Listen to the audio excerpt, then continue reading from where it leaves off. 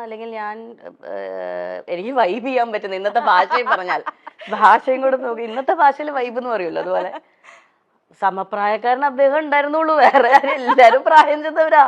പിന്നെ ഞാൻ ഈ വയസ്സായ ആൾക്കാരുടെ കൂടെ കറങ്ങി അടിച്ച് നടക്കും. ഞാൻ എന്താ എന്നെ കൊണ്ട് മിക്കവാറും അതെടുക്കൂ ഇതെടുക്കൂ കുട്ടി ലൈറ്റ് ഓഫ് ചെയ്യൂ ഫാൻ ഇടൂ ഓടി നടന്ന് കാര്യങ്ങൾ ചെയ്ത് 19 വയസ്സല്ലേ ഉള്ളൂ. 19-20 വയസ്സ് സമയത്ത് അതേ സമപ്രായക്കാര് സിനിമ സെറ്റിൽ ഉണ്ടാവുക എന്ന് പറയുന്നത് വളരെ കുറവാണ്.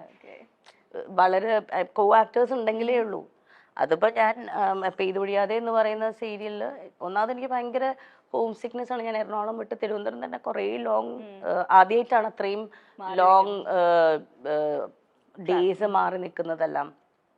പിന്നെ നമുക്ക് ഒരു ഷോട്ട് കഴിഞ്ഞ് അഭിനയിച്ചാൽ ബുക്ക് വായിക്കും, അത്രേ ഉള്ളൂ. പിന്നെ അതല്ലാതെ കുറെ നേരം ക്യാമറ അദ്ദേഹത്തിന്റെ കൂടെ പോയി സഹായിക്കും, കുറെ നേരം ഡയറക്ടർ സാറിനെ കൂടെ പോയി സഹായിക്കും, ഇതൊക്കെ തന്നെയുള്ളൂ. അപ്പോൾ അത് കഴിയുമ്പോഴത്തേക്കും ഇന്ദ്രൻ ഈ പറയുന്ന പോലെ ഇന്ദ്രൻ നാഗർകോയിലാണ് ആ സമയത്ത് പഠിച്ചുകൊണ്ടിരുന്നത്, എഞ്ചിനീയറിംഗിന് പഠിച്ചുകൊണ്ടിരിക്കുന്ന സമയമാണ്. അപ്പോൾ ഇന്ദ്രൻ ഈ അമ്മേനെ ലൊക്കേഷനിൽ കൊണ്ടുവിടാൻ വരും. പിന്നെ ലോങ് വീക്കെൻഡ്സ് ഉള്ള സമയത്തൊക്കെ സെറ്റിൽ വരും. നമ്മൾ ഓരോ കാര്യങ്ങൾ പറയും, ഒബ്വിയസ് ആണല്ലോ. ഇപ്പൊ ഇന്ന് ഏതെങ്കിലും നമ്മളുടെ വീട്ടിലൊരു ഗ്യാതറിംഗ് നോക്കിയാൽ തന്നെ നമ്മുടെ കുട്ടികളെല്ലാവരും സമപ്രായക്കാരോടൊപ്പം അല്ലേ സംസാരിക്കുക. അങ്ങനെ സംസാരിച്ചു തുടങ്ങിയതാണ്. പിന്നെ സെയിം ടേസ്റ്റ് ഓഫ് മ്യൂസിക് ആണ്. പറയുന്ന കാര്യങ്ങളിലും കുറേ ഈ പറയുന്ന പോലെ റിലേറ്റ് ചെയ്യാൻ പറ്റി എന്നുള്ളൊരു സംഭവമുണ്ട്. And I don't know what happened, when happened, it just happened. It just happened. Yeah. അതാണ് അതിന്റെ ഏറ്റവും ബ്യൂട്ടിഫുൾ ആയിട്ടുള്ള സംഭവം. ബിക്കോസ് ഇപ്പോ 20 ഈ പറയുന്ന ഈ ദിവസം തൊട്ട് ഇന്ന് വരെ നിൽക്കുകയാണെങ്കിൽ ഈസിലി ഒരു 25 വർഷമായി. സോ ആ മാജിക് ഇപ്പൊ 25 ഇയേഴ്സ് ഹോൾഡ് ചെയ്യാൻ പറ്റിയിട്ടുണ്ട് എന്നതാണ് ഞാൻ മനസ്സിൽ സൂക്ഷിക്കുന്ന ഒരു കാര്യം. വലിയൊരു കാര്യം തന്നെയാണല്ലോ ഇന്നത്തെ കാലത്ത്. വളരെ നമുക്ക് കോമ്പാറ്റബിൾ ആയിട്ടുള്ള ഇന്നത്തെ കാലത്തിന്റെ എന്നുള്ളതല്ല, ഇതിന് ഇമ്പോർട്ടൻ്റ് ആയിട്ട് നമ്മൾ ആസ് പീപ്പിൾ നമ്മൾ മാറുമല്ലോ. 20കളിൽ നമ്മളല്ലല്ലോ 30കളിൽ നമ്മൾ, അതല്ല 40കളിൽ. അത് കീപ്പ് ചെയ്ത് പോകാൻ പറ്റണ്ടേ? ലോകം മാറുന്നത് വേറെ വിഷയം. നമ്മളുടെ മാറ്റത്തിനോടൊപ്പം തന്നെ നമ്മളുടെ റിലേഷൻഷിപ്സും ആ ചുറ്റുമുള്ള ആൾക്കാരെയും മാനേജ് ചെയ്തുകൊണ്ട്, അല്ലെങ്കിൽ അത് അങ്ങോട്ടും ഇങ്ങോട്ടും രണ്ടുപേർക്കും കംഫേർട്ട് ആവുന്ന രീതിയിൽ കൊണ്ടുപോകാൻ പറ്റുക എന്ന് പറയുന്നത് അതൊരു ഒരു ആങ്കറാണ്. അപ്പം ഇന്ന് നമ്മളുടെ ഒരു എന്താ പറയാ, ഒരു സോഷ്യൽ മീഡിയയിലേക്ക് എത്തുമ്പോൾ, ഡിജിറ്റൽ മീഡിയയിലേക്ക് എത്തുമ്പോൾ അതിനൊരു കൾച്ചർ കുറച്ച് നല്ല ഡിഫറെൻ്റ് ആണ്. പ്രേക്ഷകർ കാണാൻ ആഗ്രഹിക്കുന്ന എല്ലാ പ്രേക്ഷകരും അല്ല, പല കാര്യങ്ങളും കാണാൻ ആഗ്രഹിക്കുന്ന പ്രേക്ഷകരുണ്ട്. അമ്മയെ തല്ലിയാൽ രണ്ടുണ്ട് പക്ഷം എന്ന് പറയുന്നത്. ഇപ്പൊ ഞാൻ ചില സമയത്ത് എനിക്ക് പേഴ്സണലി വലിയ ഇൻട്രസ്റ്റ് ഉണ്ടാവില്ല ഇങ്ങനെ ഒരു കാര്യം ചോദിക്കാനായിട്ട്, പക്ഷെ എന്റെ ജോലിയുടെ ഭാഗമായിട്ട് ചിലപ്പോൾ ഞാൻ ചോദിക്കുകയും ചെയ്യും.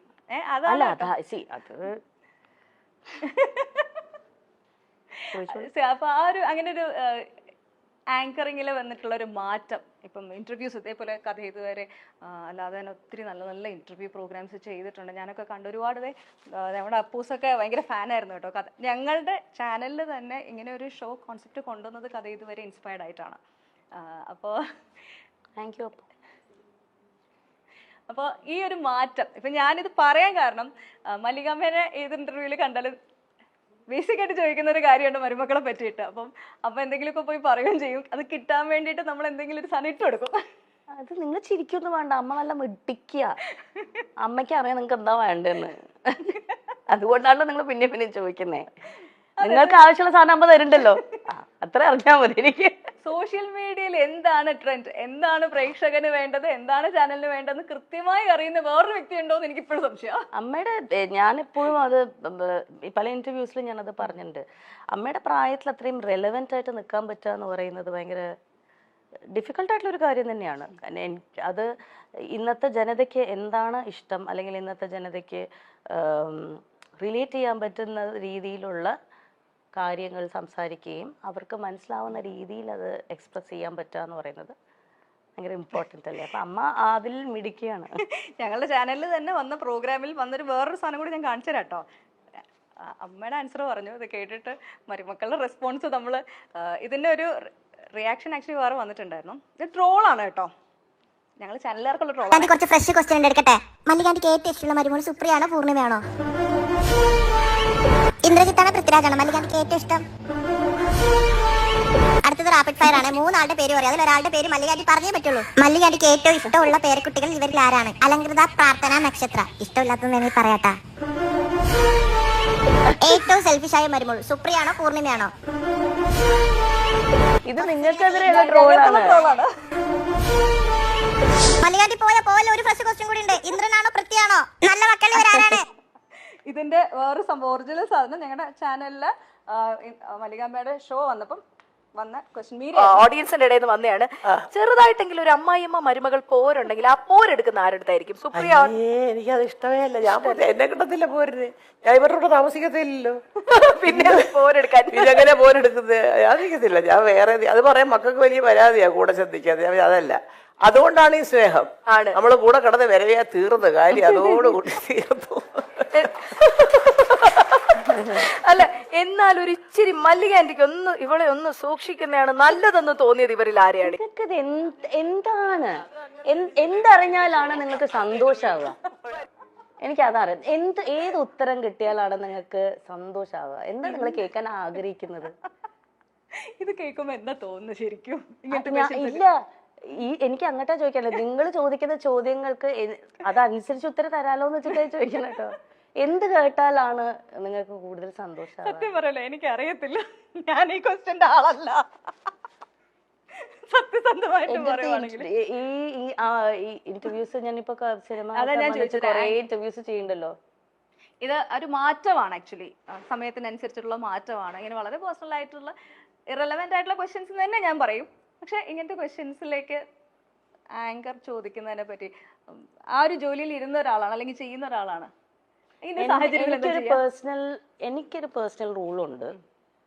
ഞാൻ മുമ്പിലിരിക്കുന്ന വ്യക്തിയെ അതിപ്പോ ഒരു ഇന്റർവ്യൂവർ എന്ന രീതിയിൽ ഞാൻ ഇന്റർവ്യൂ ചെയ്യുന്നപ്പം കഥ ഇതുവരെ ചെയ്തപ്പോഴാണെങ്കിലും അത് കഥ ഇതുവരെയിലാണ് എൻ്റെ ലൈഫ് ചേഞ്ചിങ്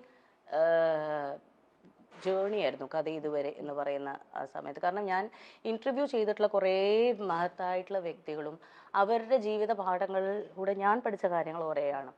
കാരണം ഞാൻ അവരെ മുമ്പിൽ ഇരുത്തുന്നതിന് മുന്നേ കുറേ അവരെക്കുറിച്ച് പഠിച്ചിട്ടാണ് അവിടെ ഇരിക്കുന്നത്.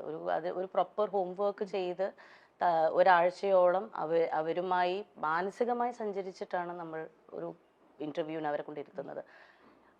ആ സമയത്ത് എനിക്ക് ആ മുമ്പിലിരിക്കുന്ന വ്യക്തിക്ക് ഏറ്റവും ഉചിതമായിട്ടുള്ള അദ്ദേഹം അവിടെ ഇരിക്കുമ്പോൾ അദ്ദേഹത്തിന്റെ മനസ്സിൽ ഓർത്ത് വെക്കാൻ പറ്റുന്ന സന്തോഷം അല്ലെങ്കിൽ അദ്ദേഹത്തിന് സന്തോഷം കൊടുക്കുന്ന കുറച്ച് നിമിഷങ്ങൾ മനസ്സിൽ കൊടുക്കണം എന്നത് മാത്രമേ ഞാൻ വിചാരിക്കാറുള്ളൂ. എൻ്റെ ഇന്റർവ്യൂവിനെ കുറിച്ച് ആലോചിക്കുമ്പോൾ മുമ്പിലിരിക്കുന്ന വ്യക്തിക്ക് ഒരു സന്തോഷവും സമാധാനം ഉണ്ടാവണം. ഞാൻ എൻ്റെ ഏറ്റവും ട്രൂ സെൽഫായിരുന്നു അവിടെ, അല്ലെങ്കിൽ എനിക്ക് എൻ്റെ മെമ്മറബിൾ മൊമെന്റ് ആയിരുന്നു ഞാൻ ഈ ഇന്റർവ്യൂവിൽ സ്പെൻഡ് ചെയ്യാൻ പറ്റിയത് എന്ന ആ ഒരു ഹോസ്റ്റിന് ആ ഒരു ഗസ്റ്റിന് ഫീൽ ചെയ്യിപ്പിക്കാനുള്ള രീതിയിലുള്ള ഇന്റർവ്യൂസേ ഞാൻ പ്ലാൻ ചെയ്യാറുള്ളൂ.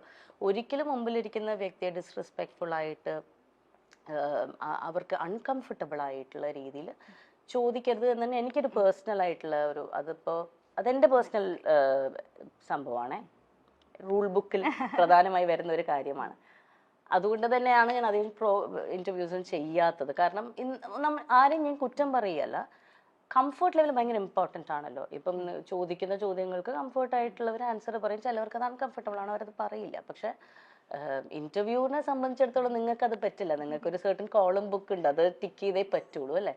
എനിക്ക് അങ്ങനെ ആരില്ല. ഞാൻ ചെയ്തിരുന്ന ഷോയിൽ എനിക്ക് പേഴ്സണൽ ആയിട്ടുള്ള ഒരു സ്വന്തമായി പറയാറുണ്ട്, ഞാൻ ഇന്ന കാര്യങ്ങൾ ചെയ്യില്ല, ഞാൻ ഇന്ന രീതിയിലേ ചെയ്യുള്ളൂ. എനിക്കതേ പറ്റുള്ളൂ. കാരണം എനിക്കൊരാൾ അൺകംഫർട്ടബിൾ ആക്കാൻ പറ്റില്ല.